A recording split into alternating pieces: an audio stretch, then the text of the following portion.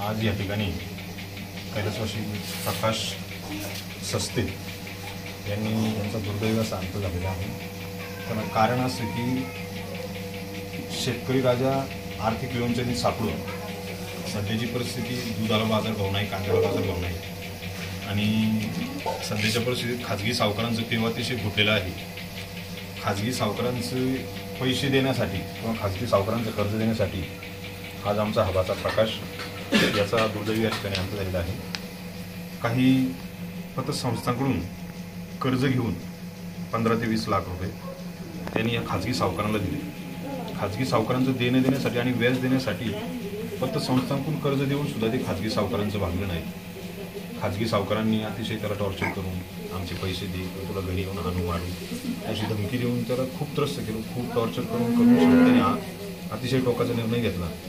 घरची जमीन फक्त 35 गुंठे, त्या 35 गुंठ्यात 5 ते 6 माणसांचं कुटुंब चालवायचं, 2-2 लहान लेकरं. हे कुटुंब चालवण्यासाठी आणि ही आर्थिक घडी कुठेतरी बसवण्यासाठी त्यांनी 1-1.5-2 वर्षापूर्वी 18 ते 20 गायी खरेदी केल्या होत्या. 2-2, 4-4 अशा गायी घेतल्या. त्या 18 ते 20 गायी खरेदी करून सुद्धा त्याचं ते भागाना आर्थिक त्याची विवंचना ती काही संपेल.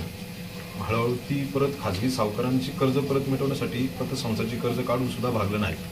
म्हणून यातल्या ह्या 17-18 गायीमधल्या 10 गायी त्यांनी विकल्या काही दिवसापूर्वी. आणि 8 दिवसापूर्वी त्यांनी भेटून मला स्पष्ट समोर सांगितलं होतं की मामा का मला या खाजगी सावकारांकडून अतिशय त्रास होतो, मला त्यांचं देणं गरजेचं आहे, मला त्यांचे 1 रुपया स्वतः ठेवायचा नाही. पण ते अतिशय मला टॉर्चर करतायत किंवा अजून टॉर्चर करून मला हाणणे मारणे. एक दिवस त्यांनी स्वतःच्या गाडीत बसून त्याला टॉर्चर करून केलं होतं, म्हणजे खाजगी सावकारांनी.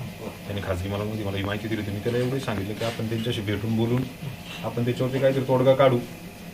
पण त्या दिवशी दुर्दैवी घटना झाली.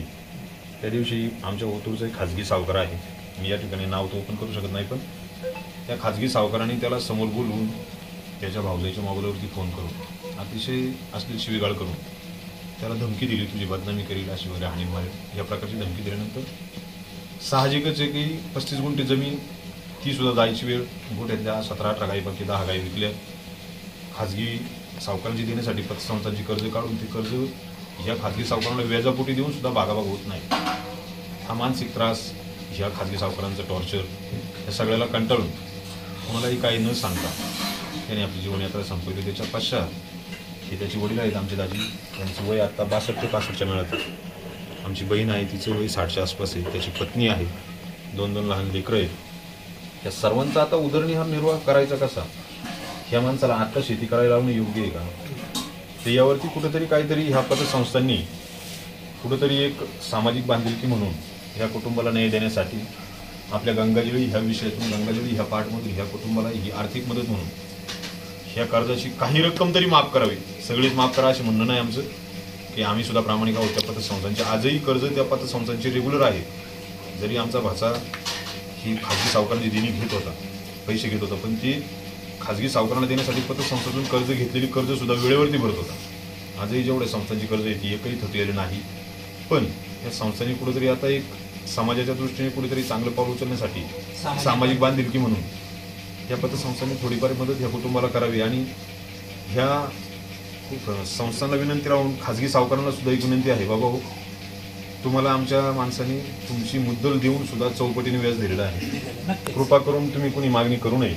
आणि आम्ही निश्चितच आमच्या ओतूर पोलीस स्टेशनच्या पोलिसांमार्फत किंवा पोलीस स्टेशनमार्फत त्या खाजगी सावकारांचा बंदोबस्त करण्याची आमची तयारी आहे. ती पूर्णपणे तयारी केली आहे. तरी पण समाजाने, या संस्थांनी आणि खाजगी सावकारांनी या कुटुंबाचा एक विचार करून यांना मदत करावी, एवढीच एक छोटीशी अपेक्षा. करा नका करू, पण खाजगी सावकारांचा बंदोबस्त आपल्या सरकारने आणि ओतूर पोलीस स्टेशनने करावा, की भविष्यात जेणेकरून आपल्या ह्या सदन भागात, जुन्नर तालुक्यात या अशा काही घटना घडू नये.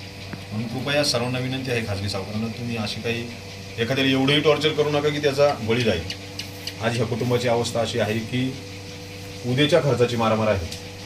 त्याची धार्मिक विधी असतील. आम्ही आमच्या गावकऱ्यांना आणि सर्व पाहुण्यांना विनंती करणारच आहोत की या कुटुंबाला थोडीफार आर्थिक मदत आपण करू. आणि आमचे सर्व गावकरी, आमचे सर्व काही पाहुणे सर्व मदतीच्या तयारीत आहे. फक्त हे कुटुंब एकदा वारेवर पडले, या कुटुंबाची हालापेष्ट झाली, बाकीच्या कुटुंबाची होऊ नये. कृपया ही सर्वांना विनंती आहे. खाजगी सावकारांना, बाबा तुम्हालाही विनंती आहे, पतसंस्थांना विनंती आहे की एक सामाजिक बांधिलकी म्हणून आपण हा विषय इथं जागेवरती संपवून या कुटुंबाला कर्जातून मुक्त करावे, एवढीच या कुटुंबाला मी आर्थिक विनंती करतो. नमस्कार. या ठिकाणी आम्ही सस्ते कुटुंबियांना अतिशय दुर्दैवी घटना यांच्या कुटुंबात घडल्यामुळं शेतकरी संघटनेच्या माध्यमातून सर्वजण आम्ही या ठिकाणी आलो. श्री प्रकाश दत्तात्रय सस्ते यांनी 2 दिवसापूर्वी बुधवारी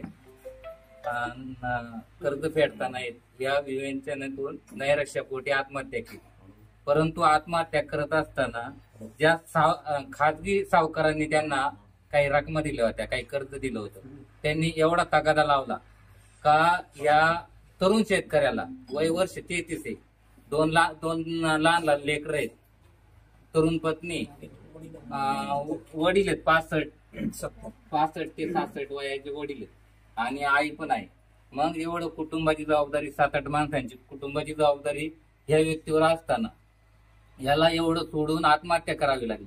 कारण हे खाजगी सावकार अतिशय म्हणजे टोचन देत होते, टॉर्चर करत होते त्यांना. त्या आमच्या प्रकाशदादांना अतिशय त्रास, कुटुंबाने आता सांगितलं अतिशय त्रास, 2-4 महिन्यापासून अतिशय त्रास असायचा. त्यांनी त्या खाजगी सावकारांचं कर्ज फेडण्यासाठी वसंतराव नाईक पतसंस्था ओतूर व साई प्रेरणा पतसंस्था ओतूर, वसंतराव नाईकचे कर्ज होते 15 लाख रुपये आणि साई प्रेरणाचे कर्ज आहे 15 लाख रुपये, मणिपुरम 1.5 लाख रुपये आणि मणिपुरम संस्थेचं कर्ज आहे, काही कर्ज आहेत. असे टोटल कर्ज 40 ते 45 लाख रुपये म्हणजे खाजगी सावकारांमुळे झालेलं कर्ज आहे. कर्ज घेतलं होतं फक्त 10 ते 15 लाख रुपये, त्याचे तिप्पट कर्ज ह्या प्रकाशदादांना भरावं लागलं. त्याच्यामुळं ज्या खाजगी सावकारांनी कर्ज दिलंय त्यांना प्रथमतः अटक झाली पाहिजे आणि त्यांनी ह्या कर्जाच्या पोटी काही रक्कम या कुटुंबाकडून जर मागितली तर त्या खाजगी सावकारांच्या विरुद्ध पूर्ण महाराष्ट्रातली सर्व संघटना एकत्र येऊन त्यांच्या विरुद्ध आम्ही जन आंदोलन निश्चितपणे करू. परंतु भविष्यामध्ये 1 रुपया जरी मागणी केली ह्या खाजगी सावकारांनी तरी त्यांना 1 रुपया कुटुंब देणार नाही.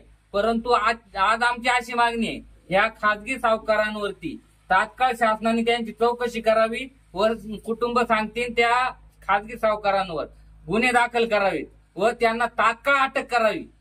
24 तासाच्या आतमध्ये जर अटक केली नाही तर पुढं निश्चितपणे उद्रेक होईल, शेतकऱ्यांचा उद्रेक होईल. इथं जवळजवळ 5-50 शेतकरी आहेत, ते सगळे शेतकरी अतिशय आक्रमक झालेले आहेत. त्याच्यामुळं त्या ठिकाणी शेतकरी संघटना कुटुंबासोबत आहे आणि त्यामुळं खाजगी सावकारांनी 1 रुपया सुद्धा मागू नये आणि खाजगी सावकारांवरती शासनाने व डिपार्टमेंट ओतूर पोलीस स्टेशन असेल त्यांना मी विनंती करतो, यांना तात्काळ गुन्हे दाखल करून अटक करावी.